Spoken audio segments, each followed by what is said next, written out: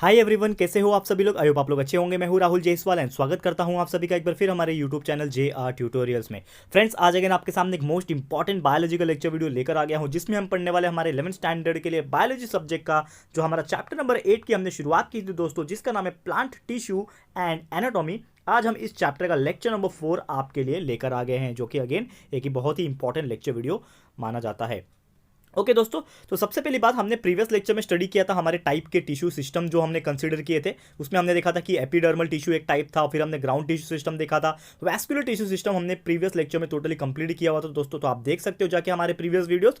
आज हमें जो पढ़ना है दोस्तों, जो टॉपिक है उसका नाम है सेकेंडरी ग्रोथ इन प्लांट। तो सेकेंडरी ग्रोथ का मतलब क्या होता है? कुछ ऐसे टाइप के जो ग्रोथ होते हैं, ऐसे टाइप के जो पार्ट होते हैं प्लांट्स के, वो यहाँ पे कुछ ग्रोथ दिखाते हैं। तो इन शॉर्ट अगर बात किया जाए, जो वर्टिकल ग्रोथ होता है स्टेम का और रूट्स का in length by the help of apical meristem, यानी कि अगर कोई भी रूट का स्टेम का लेंथ अगर इंक्रीज हो रहा है, यानी कि गर्थ अगर इंक्रीज हो रहा है, डायामीटर अगर इंक्रीज हो रहा है, एक तरीके से बोला जाए रूट और स्टेम का, तो हम लोग उस टाइप को क्या बोलते हैं? प्राइमरी ग्रोथ बोलते हैं। ठीक है, उस टाइप की ग्रोथ को हम लोग क्या बोलेंगे? Primary growth. लेकिन वही अगर मैं बात करूं सेकेंडरी ग्रोथ का, तो सेकेंडरी ग्रोथ का मीनिंग ये होता है कि अगर उसका थिकनेस इंक्रीज हो रहा है, यानी कि गर्थ जो होता है, जो डायामीटर होता है प्लांट का, वो अगर इंक्रीज हो रहा है, तो उसको सेकेंडरी ग्रोथ माना जाता है। यानी कि एक बेसिक डिफरेंस में अगर बताऊं प्राइमरी ग्रोथ और सेकेंडरी ग्रोथ में, तो कोई भी प्लांट के अंदर प्राइमरी ग्रोथ कब माना जाता है? जब उसका सिर्फ और सिर्फ रूट एंड स्टेम का लेंथ बढ़ता है। ठीक है, सिर्फ और सिर्फ लेंथ बढ़ रहा है, तो हम लोग बोलेंगे ये प्राइमरी जो डेवलपमेंट है या फिर प्राइमरी ग्रोथ है प्लांट के अंदर। लेकिन वही अगर कोई प्लांट के पार्ट्स यानी कि रूट और स्टेम का जो थिकनेस है वो इंक्रीज हो रहा है, या फिर जो डायामीटर होता है जिसको गर्थ भी बोलते हैं प्लांट का, वो इंक्रीज हो रहा है, तो उस चीज को हम लोग क्या बोलेंगे? Secondary growth in plants. Okay दोस्तों, और ये जो सेकेंडरी ग्रोथ होता है, it is cause by cell division. ये किसके वजह से होता है? सेल डिवीजन के वजह से होता है, जो कि लैटरल मेरिस्टेम के अंदर होता है। क्लियर है? और वही अगर बात करें डाइकोट स्टेम के अंदर, तो डाइकोट स्टेम के अंदर जो सेकेंडरी ग्रोथ जो होता है, it begins with the formation of continuous cambium ring. यानी कि जैसे जैसे कैम्बियम रिंग बढ़ता जाता है और फॉर्मेशन होता जाता है कैम्बियम रिंग का, उस प्रकार ही हमारे डाइकोट स्टेम के अंदर सेकेंडरी ग्रोथ जो है वो होता रहता है। क्लियर दोस्तों? तो उम्मीद करता हूं कि सेकेंडरी ग्रोथ क्या है आपको समझ में आ गया। और वही उसके फॉर्मेशन की बात करें, जैसे मैंने बोला कि यहां पे क्या होता है, सेकेंडरी ग्रोथ के टाइम जो कैम्बियम है फॉर्मेशन करता है, तो ये जो कैम्बियम रिंग जो है फॉर्मेशन करता है, वो लेकिन किस तरह करता है ये भी जानना बहुत ज्यादा इंपॉर्टेंट है। तो इसीलिए हमारा जो टॉपिक है ये, that is the formation of cambial ring. तो कैम्बियल रिंग कैसे बनता है वो हम लोग को यहाँ पे चर्चा कर रहा है। तो इसकी बात करें तो डाइकोट प्लांट में क्या होता है, डाइकोट जो स्टेम्स होता है डाइकोटिलिडन प्लांट के अंदर, तो जो कैम्बियम होता है वो प्राइमरी जाइलम और प्राइमरी फ्लोएम के बीच में प्रेजेंट होता है। डायग्राम से मैं आपको दिखाने की कोशिश करूंगा इसके बाद, लेकिन हम बात करें कैम्बियम जो होता है वो प्राइमरी जाइलम और प्राइमरी फ्लोएम के बीच में प्रेजेंट होता है, और इसी को हम लोग बोलते हैं इंट्राफेसिकुलर कैम्बियम। क्या बोलते हैं दोस्तों? Intrafascicular cambium. यानी कि अगर आपको कोई पूछता है what do you mean by intrafascicular cambium, तो आप बोल सकते हो कि जो कैम्बियम अगर हमारे प्राइमरी जाइलम और प्राइमरी फ्लोएम के अंदर प्रेजेंट है, बीच में प्रेजेंट है डाइकोट स्टेम्स के अंदर, तो उसको हम लोग इंट्राफेसिकुलर कैम्बियम बोलते हैं। और वही हम बात करें जो सेल्स होता है ना मेडुलरी रेस के, जो कि इंट्राफेसिकुलर कैम्बियम के बीच में होता है, तो वो क्या बन जाता है? यहाँ पे मेरिस्टेमेटिक बन जाता है, और वो क्या बना लेता है अपने आप को? इंटरफेसिकुलर कैम्बियम बना लेता है। यानी कि ऊपर क्या बन रहा था? इंट्राफेसिकुलर बन रहा था, और ये जो मेडुलरी रेस का जो सेल होता है, जब भी वो इंट्राफेसिकुलर कैम्बियम के नजदीक में आता है, तो वो मेरिस्टेमेटिक बन जाता है, और वो कन्वर्ट होकर क्या बन जाता है? Interfascicular cambium. और यही जो इंटरफेसिकुलर कैम्बियम और ये जो इंट्राफेसिकुलर कैम्बियम है, इन दोनों के वजह से क्या होता है? This leads to the formation of continuous ring of cambium. यानी कि जो रिंग होता है कैम्बियम का, उसका फॉर्मेशन होता है। और यही दोनों इंट्राफेसिकुलर और इंटरफेसिकुलर कैम्बियम जब आपस में जुड़ जाते हैं, ज्वाइन हो जाते हैं, एक तरीके से कनेक्ट जब हो जाते हैं, तो वो एक कंप्लीट रिंग फॉर्म करते हैं, और यही रिंग को हम लोग क्या बोलते हैं?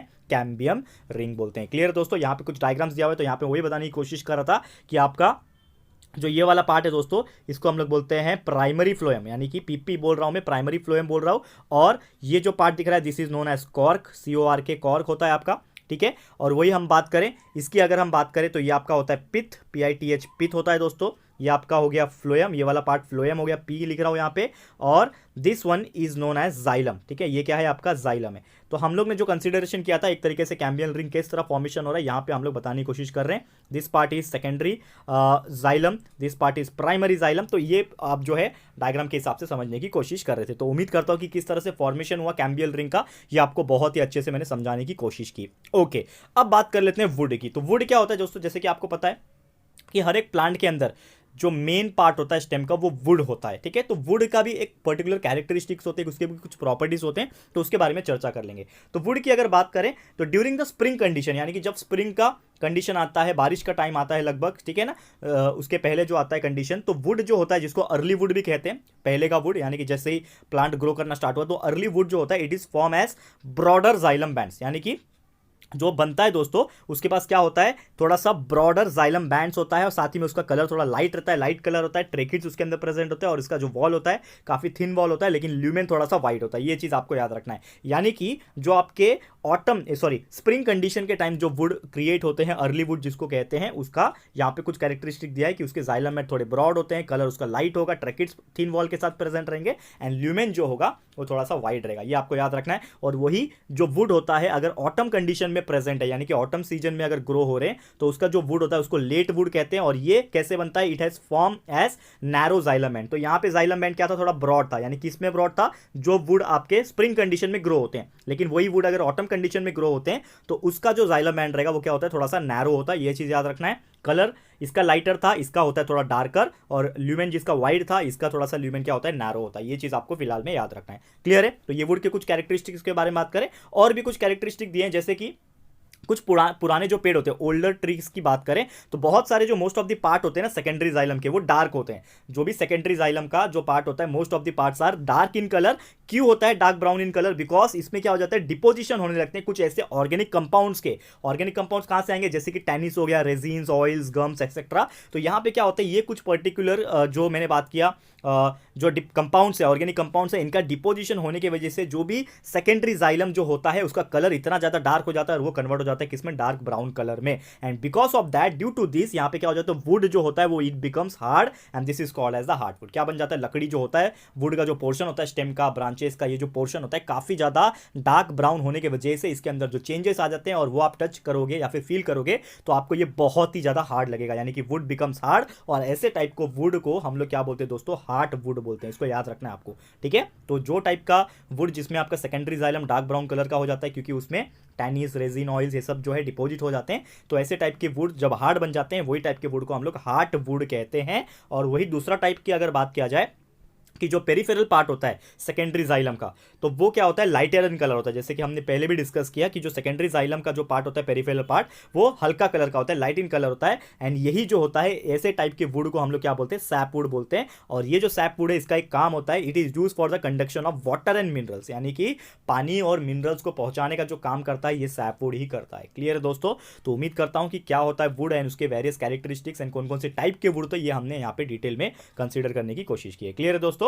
एंड अब बात कर लेंगे यहाँ पे एक और टॉपिक है जिसका नाम है cork cambium and secondary growth. तो कॉर्क कैम्बियम क्या होता है, उसका सेकेंडरी ग्रोथ कैसे होता है, यहाँ पे हम डिस्कस करेंगे।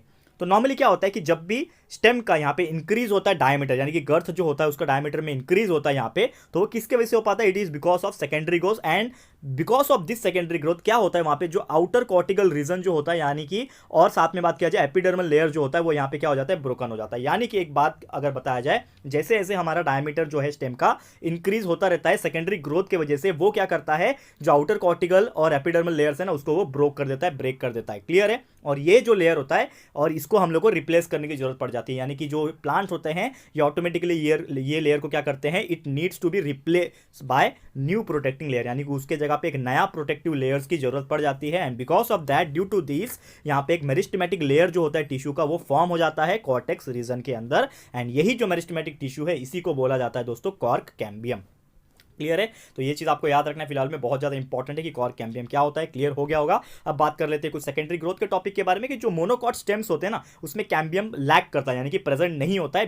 बिकॉज ऑफ दैट यहाँ पे क्या होता है कि hence secondary growth does not takes place. तो अगर मोनोकॉट में अगर कैम्बियम लैक करेगा तो यानी कि उसमें जो सेकेंडरी ग्रोथ होने का जो चांसेस था वो यहाँ पे नहीं रहेगा, यानी कि secondary growth does not takes place in this type of monocot stems. And because of that जो कैम्बियम डेवलपमेंट होता है प्लांट्स के अंदर, जैसे कि ड्रैकेना हो गया, एगेव हो गया, पाम हो गया और ये रूट्स हो गए स्वीट पोटैटो के, इसमें क्या होता है, प्रेजेंस दिखाता है वो सेकेंडरी ग्रोथ का। और यही जो चीज है दोस्तों इसी को हम लोग बोलते हैं एनामेलस सेकेंडरी ग्रोथ। क्लियर है दोस्तों। तो उम्मीद करता हूं कि ये पार्ट भी आपको बहुत ही इजीली समझ में आ गया होगा। तो दोस्तों आज के लिए बस इतना ही, हमारा लास्ट स्लाइड आ गया, that is thank you so much for watching our video. तो आज के लिए इतना ही। आगे आने वाले लेक्चर वीडियो में जब भी हमारा बायोलॉजिकल लेक्चर वीडियो आएगा उसमें और भी बेहतरीन टॉपिक्स हम लोग देखेंगे, क्या क्या एनाटॉमीज होते हैं हमारे लीव्स के, स्टेम्स के, रूट्स के, वो सभी चीज़ हम लोग डिस्कस करेंगे। तो बस आपको कुछ ही दिन का इंतजार करना है, जल्द से जल्द आपको हमारा अगला लेक्चर भी मिल जाएगा। एंड आपको ये लेक्चर कैसा लग रहा है प्लीज़ हमें कमेंट करके बताइएगा, अपनी राय और सजेशन जरूर से दीजिएगा। और अगर ये वीडियो आपको अच्छा लग रहा है, समझ में आ रहा है दोस्तों, तो प्लीज़ वीडियो को लाइक कीजिएगा, शेयर कीजिएगा अपने सारे फ्रेंड्स लोग के साथ, फटाफट से शेयर करें, बता दो कितना इंपॉर्टेंट लेक्चर है। तो फटाफट से लाइक, शेयर, सब्सक्राइब। एंड अगर आपने अभी तक चैनल को सब्सक्राइब नहीं किया है तो चैनल को सब्सक्राइब कर देना, साथ में बेल आइकन को प्रेस कर देना, ताकि जब भी हम लोग वीडियो लेकर आएंगे आप लोग को नोटिफिकेशन मिलती रहेगी। ठीक है फ्रेंड्स, तो मिलते हैं हमारे अगले वीडियो में। ये वीडियो देखने के लिए thank you and good bye.